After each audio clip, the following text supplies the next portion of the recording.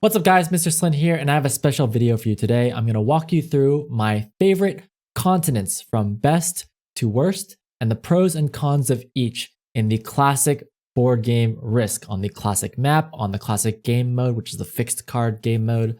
I'm going to explain to you exactly which continents I like, why I like them, and how you can play them in your games.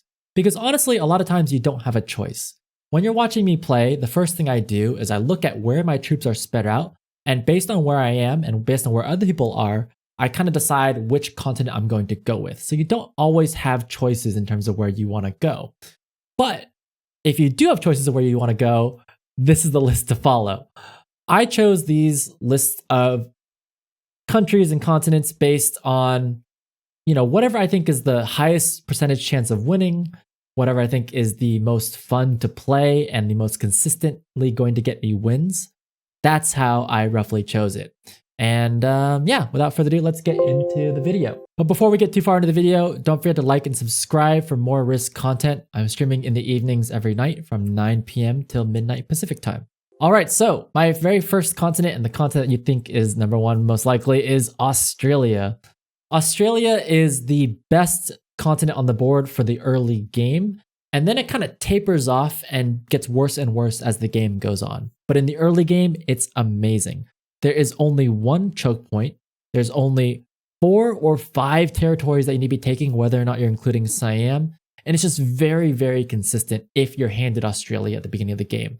It's in fact so popular that people will oftentimes fight each other to take control of it. And what you definitely don't want to be doing is getting into like a head-to-head battle with somebody over control of Australia. But you'll definitely notice a lot of newer players gravitating towards Australia in their games because it is so consistent, because it is so easy to defend. There's no complicated figuring out which choke points to hold or where to put your armies. It's very easy. Just put it on Indonesia, and after the coast is clear, put it on Siam and you're good to go. One thing that newer players have difficulty with when playing Australia, and the reason why it gets worse and worse as the game goes on, is because it doesn't have a lot of expansion options. We all know that Asia is extremely difficult to take because there's so many territories to take, because there's so many wide open choke points, and because it gives you so many troops, people are going to attack you. So oftentimes you can't take control of the entirety of Asia. But one thing you can do as the Australia player is take control of as many territories in Asia as you reasonably can. In the screenshot I have provided you here, you notice that I put a side army up in Kamchatka. And I don't always put a side army like that. Sometimes I will kind of move my way into that position. But you'll notice that Asia has just 3 territories to lock it down. You have Kamchatka, Ukraine, and Middle East. So if you can lock down these 3 choke points here, you can get control of Asia. And you don't need to lock down all 3. You can oftentimes lock down just one, like Kamchatka, and then take these territories in the middle, and that'll start giving you troop bonuses. For every 3 territories that you control, you get an additional troop per turn. So not only are you getting 5 troops per turn for the 2 bonus from Australia plus the 3 standard that you get, but if you can get up to, like in this example, 12, instead of 3, I'll be getting 4 troops per turn, because 12 divided by 3 would be 4, plus the 2 from Australia, so I'd be getting 6 units in total per turn based on holding this. And if I can clear out these pink 2 territories and a couple black ones here, I'll be up to 5 plus 2, which is 7 units per turn. So as the Australia player, that's how you kind of get more control on the map. As you notice, like in this board, as black starts to take control of North America and as pink starts to take control of Europe, that's when you start expanding, taking more of Asia and getting those additional territory bonuses to keep you in the game. You don't want other people getting too far ahead of you. But yeah, Australia, very, very good. And worst case scenario, if you don't like playing Australia in the end game, you can always just stack up somewhere like Kamchatka and then move yourself over to another part of the board. Okay, number two is not in order. Okay, my second favorite continent is going to be South America. No surprises here with Australia being number 1 and South America number 2. What can I say? But actually, South America is my favorite continent right now. I know that I said Australia is number 1, and it is number 1. It only has 1 choke point. But I find that South America has such consistent games from me. It's a really amazing continent to play. First of all, just like Australia, there's only 4 territories to take. So it's very easy to take it early in the game. And there's only 2 choke points, but if you play it properly, it basically feels like 1. Because in this example, as you see on my screen, I've stacked up the 14 on Venezuela, and I can guard both choke points with a single army. So it's actually pretty nice there that people won't attack you. Typically, like that 6 could attack the 1, but it probably won't because the 14 can retaliate. It's that type of scenario that you're trying to create that makes South America so easy to defend. Best of all, as the game progresses, there's lots of expansion options. Whereas in Australia, as you expand into Asia, you can never really fully take that continent bonus. You can only get territory bonus. In South America, you've got tons of options. If there's a player that's taking North America, you can just expand into Africa and get 5 units per turn by taking South America and Africa. Or if someone has Africa like they do in this game, I can take my 14 and go up into North America and start to push out the black player. Since they're not getting continent bonus, you can get more units per turn than them and push them out and eventually take control of North America, giving you a very beautiful 7 units per turn plus the additional territory bonus. So lots of expansion options. You can go either direction based on who you want to ally with. And I find in many of my games, if I can take control of South America very early on, I'll plop my main army on Central America and prevent other players from taking North America, making it very easy to expand into the game. Like once you have your army on Central America and you know they're not going to attack Brazil, it's very easy for you to just attack these 2 parts of the United States back and forth like that to get cards and get very powerful and eventually lock down these choke points. So I'm a huge fan of South America. It's not only good in the early game, but lots of options into the mid and late game. Huge fan. All right, number 3 is going to be Africa. And you're noticing that maybe a pattern here that I've kind of ranked these continents in order of easiest to hardest to take. And that's the truth of the matter, is that the harder and harder it is to take, the more complicated it is. It's not as friendly for new players, but even for experienced players, it's less consistent. And it's interesting. Africa's in a weird place where it's pretty difficult to take, but not extremely difficult to take. Like it's not up in the upper echelons of those 5 unit per turn continents like Europe and North America, but it's not as easy as Australia and South America in terms of the number of choke points and how you can hold them. But just like how in South America, how you can kind of narrow down 2 choke points into a single choke point, in Africa, it's in that middle tier because you still have the way that you can defend all of your borders with a single main army.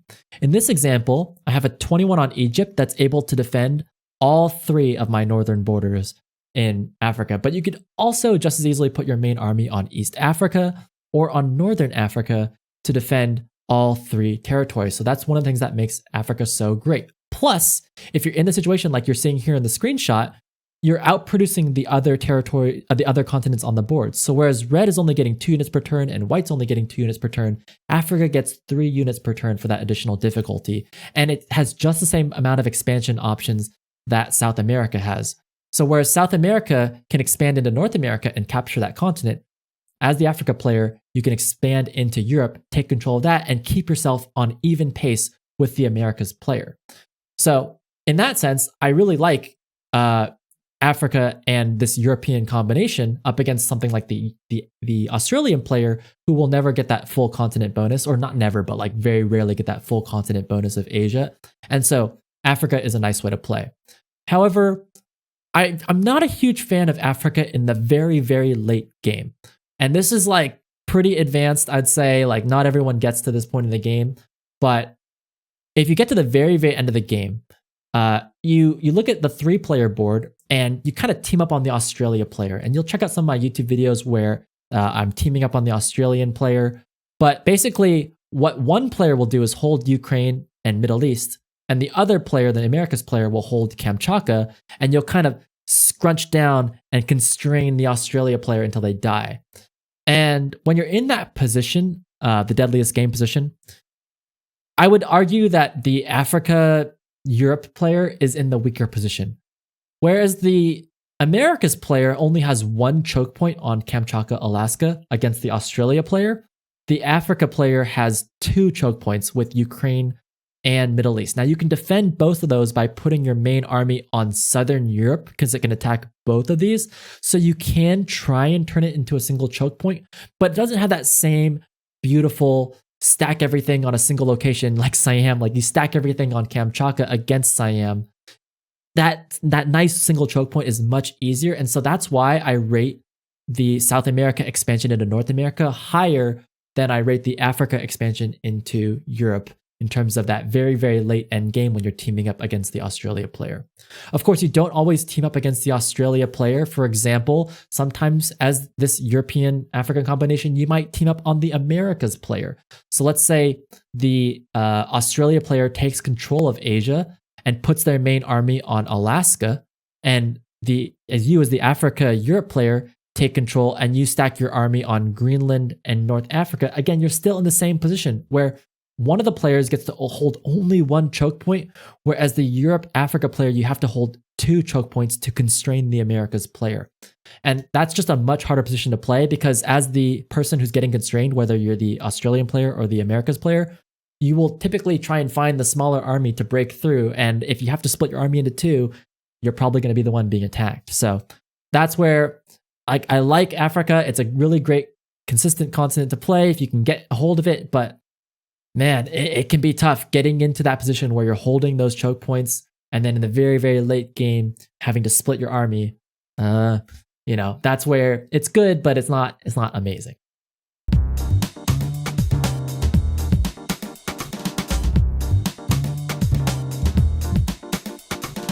Okay, the 4th continent on my list, and you might call this a cop-out, but to me, it's definitely a viable playstyle, is the no continent playstyle. You're like, wait, the best continent is no continent?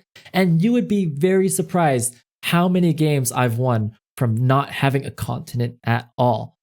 Now, it happens so often that, based on the way the board is spread out, someone's getting a very easy Australia and a very easy South America, and then the next thing you know, you're playing that game of musical chairs and you just don't have a chair to sit on and you're playing a no continent game. What do? The best thing you can do in a no continent situation is to just take one territory at a time, take all of your units, compress them all together, and look for opportunities to take a continent where you can. And actually, you'd be very surprised how consistent that playstyle wins, because oftentimes other players on the board who do have continents get into conflict with each other. They start wars, they start battles, they start fighting each other. Like, let's say in this board, for example, maybe pink doesn't like how black has Europe and is getting 5 units per turn. And so pink attacks black, and then black goes, oh my God, and retaliates, and they're fighting each other. And you're just chilling over here in North America with your big ass 70, having a great old time.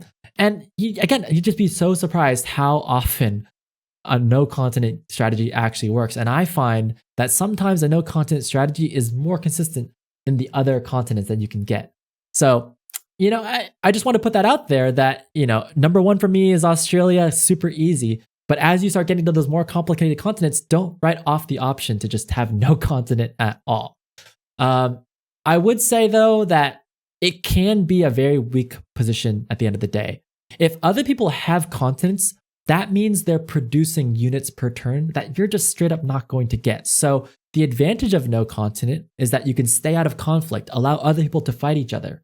But if other people are not fighting each other and they're all just happily sitting on their continents, don't just sit there and take it, because you're going to fall behind. So you need to create opportunities. You need to find weaknesses. In this specific board, in this specific example I gave you, I'm playing no continent. And it just so happened in this game that black and pink were fighting each other and black and red were fighting each other. And so it did kind of loosen up, and I was able to stay in line, tied for approximately 2nd place. But I would say if in this position you're looking at this board and these guys are all teaming up with each other, meaning black is happy where he is and pink and red are happy sitting on their continents, you have to shake up the board. And in this specific game, what I ended up doing was taking my main army and dropping it down into Venezuela, pushing pink out of South America so that I could take South America for myself. So I played a no continent game up until this point when I saw that pink was weak enough, and I eventually decided to take a continent for myself, pushing pink into a no continent situation. So again, it's about finding those right timings. It's a pretty tricky position to play, especially for new players. So that's why it can be very challenging. Whereas again, some continents are very straightforward. You're just going to sit there, gather your units each turn. No continent, you have to look for opportunities to kill. And also you have to be careful that people don't kill you. In the early game, if you're holding lots of cards and you have no continent, someone might take it upon themselves to kill you off the board. So you have to be very, very careful with this playstyle, but I find that it's actually very viable. All right, number 5, and you guys were guessing, is it going to be North America or Europe? And to me, it's going to be Europe. I really like playing Europe because it's very difficult to play. It's very challenging. There's lots of open borders. But the reason I like playing it is because it oftentimes gets you into a very powerful position on the board with lots of production in the early game that other players are not going to get. In this specific board, other players are getting maybe 2 or 3 units per turn from their continent bonuses, but as the European player, I'm getting this fat 5 units per turn, and that just can't be beat. So that's one of the nice reasons to play Europe.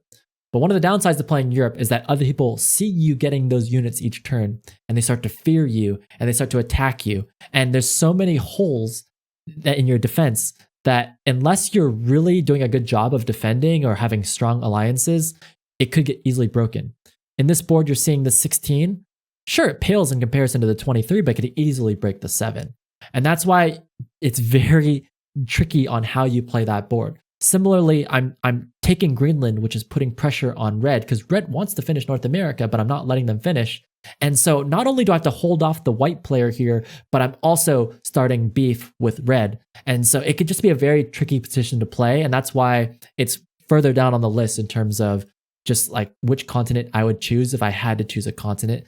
Europe isn't exactly my favorite. Oftentimes what will happen, the reason why I end up playing European games is because other people get dibs on better continents earlier in the game, and I'm forced to like take all my units and just go, okay, well, no one wants Europe, so I'll take it. Now, the reason I choose Europe over North America, because they're both worth 5 units per turn, is because it's far enough away from the other more consistent top tier continents. Whereas like red wants to expand into North America. If you're in Europe, it's going to be a long time for the Africa player to take control of Africa, let alone stop you from taking Europe. So oftentimes what you can do is take control of Europe very quickly before the Africa player has a chance to take control of Africa. And therefore you can just establish a position here. And you're far enough away from pink in this position, this Australia player, where pink wants to expand and take these Asian territories to get those units per turn that I talked about. And red will say, okay, there's someone in Africa, so I'm not going to go over there. I'm going to go up into the Northern America. Then that's where I feel like, okay, Europe's in a better position where it's easier to hold. Now, earlier I talked about how you can try and simplify your borders to create less borders for yourself, fewer borders for yourself. And just like how you could hold Egypt to hold the entire northern border of Africa, you can hold Central Europe to hold the entire south and eastern borders of Europe. It's a really nice position to stack your main army right here. And stacking your army is really nice because if anyone ever attacks your borders, you can just smack them back with your main army. That leaves only one other choke point, which is this Iceland-Greenland situation where you can just park a side army in Iceland or not even guard it at all, depending on what game you're playing. I just find that there's ways to simplify that position. So it's really great in the early game if you can take control of Europe. You're going to get lots of units per turn. And then oftentimes when I'm in this position, I let the game drag out as long as I possibly can, because I'm getting better production than everybody else. Once that 4th place player, in this case the white player, once they're knocked off the board, or I guess it'd be red in this position, but once the 4th place player is knocked off the board, you no longer get that best production. So oftentimes I let the 4th place player live when I'm holding Europe because I know I'm getting that really good production. But once they're killed, now I need to think about, okay, what is my end game board state? And oftentimes I just expand down into Africa so I can have a Europe-Africa game. But other times I might take my main army and go into North America, try and pull down into South. It really depends on how the game is going, where I want to go. But in a central position, you can either push yourself down into Australia. It doesn't happen very often because usually these days someone's turtled up on Siam, or you could push yourself down into another continent. Also, when the 4th place player is killed, that kind of frees up a continent, whether it's North America or Africa. And so if people start poking your borders and they're not letting you hold on to Europe, you could potentially transition yourself into an Africa game, depending on how the other players are doing. So those are some options for you. But yeah, Europe is extremely tricky to play. And so to me, it's near the bottom of the list. But if you can get control of it, it's amazing. All right, at the very bottom of the list, we're getting down to the bottom of the barrel here, and I'm thinking to myself, North America has got to be one of the hardest continents to play. You rarely see me playing North America games, and that's because unless it's handed to me in the very early game, it's so difficult to take control. You're getting 5 units per turn against one of the top tier continents in South America. So whereas the Africa player in the Europe situation is going to take a lot longer to finish Africa, and they have to kind of take Africa begrudgingly because it's not a top tier continent, someone's going to go for South America right away. And that South American player can park their army on Central and completely stop you from taking your North America bonus, making your life very, very difficult. Similarly, if someone's in Africa and they don't want you to have that bonus, they can easily just poke up into Greenland and stop you. So there's so many different borders to defend. Maybe even the Australian player, like think about the Australian player. They take that early Australia bonus. They see you're going for North America. They could easily just poke up into Alaska. There's no chance you defend it. It's so hard to get control of North America. But once you can take control of North America, it is defendable, but it's just a very difficult position to play. Oftentimes, what happens when you're playing North America is that you squeeze the South America position into a very difficult box. In this particular game, look at the South American player. If they were just on those 4 territories, they would not be able to get cards because they don't want to go into Africa and bother this 45, and they don't want to go into North America and bother this 82. So White's just in a very difficult position. Luckily for them, they have a satellite army, the small secondary army over here, which is where they're getting cards. But generally speaking, you can squeeze that South American player into a corner. And as the North American player, that sounds good on paper, but it's very difficult to get that arrangement. And if you do, there's a chance that this person just revolts against you and starts busting into your continent, ruining your continent bonus. So there's lots of different problems that can arise when you're taking North America, from the difficult choke points to defend to bottling up that South American player and causing them to have a reaction against you. Really, really difficult continent to play. Not only really difficult to take control of, but I mean, just taking control of that without taking control of South America, super, super hard. The other way around is very easy. Take control of South America, slowly expand your way into North America. Very, very consistent. Probably one of the better continent combos in the game. But if you're going the other way around, starting with North America and then trying to figure out where you go from there, so hard. I mean, that South American player is completely entrenched in their position. Now I have to worry about all these different choke points to defend. Now, in terms of simplifying the position, like I talked about, how can I reduce the number of choke points that I have to defend? How can I keep my army balled up together? One thing that you can do is form an alliance with the South American player. If you can, and these turns into ones, and they put their main army on Brazil or something like that, or even if they have their main army in Venezuela but they never attack you, you could put your main army on the Northwest Territory up here, and it can defend both the left and right choke points. So super powerful position to put your main army right here, and then you only have one other choke point to defend, which is the bottom one. So similar to Europe, where Europe can hold Central and just worry about one other choke point in Iceland, you can do the same thing with North America. Put your main army right here on Northwest and put a small defense on Central, and hopefully you have a good border with South America.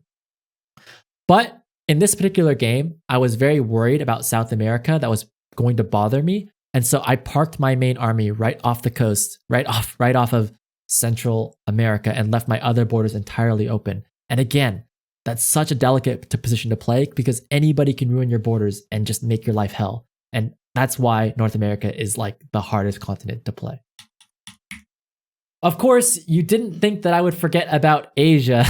And Asia is like so difficult to play that it's not even in the conversation. Like no one ever thinks about you getting Asia at all. But I have a screenshot of a really hilarious game, and I feel like I should put it up on YouTube, where like everyone has such low army counts, and I actually do have control of Asia. Asia is, of course, very, very difficult. Just so difficult to finish that entire continent because there's so many territories to take, so you're never going to get it in the early game. And then even if you do manage to clear all that stuff out, there's like no way to take Asia without also taking Australia. Like then you have 4 choke points, right? So in this game, I've narrowed it down to like 3 choke points with Ukraine, Middle East, and Kamchatka. But imagine not even having Australia. That would make a 4th choke point down here. And why would the Australian player turtle up here and not poke your Siam and get cards that way? So it's never going to happen that you get Australia, like Asia without Australia, or just get like Asia in general, like as your first continent. That just doesn't happen in this game. But if you do take Asia, then you have to take Australia alongside it. And I want to talk a little bit about that and why it's so difficult. Let's say you manage to get yourself into this position where you're getting this exact setup, like what you have in my screenshot. You have 21 territories, or even if they clear your other stuff out, you have like 15 territories. So you're getting 5 units per turn on territories alone, plus 7 from Asia and 2 from Australia. You're getting like 14 units per turn. Anybody who's looking at you getting 14 units per turn is going to be super upset about it and is going to try and stop you. And that's what makes Asia so difficult to hold, because other people are just going to try and stop you all day long. Before you can even get yourself into this position, they're seeing you take it from a mile away, because you have to clear like 10 territories to get there. So they already know it's coming. They can easily move their armies into position and stop you. And from there, like, dude, you're never going to hold that position. Like, you thought North America is hard, Asia is like impossible. So when do you want to take Asia? You want to take Asia if your game is kind of going into a stalemate in the 3-player game, where one player has the Americas, one player has Africa, Europe, and you can somehow manage to hold Asia and Australia. If you do that, there is a way that you can simplify the board position to hold the continent without having to spread your army too thin. We talked about these choke points right here.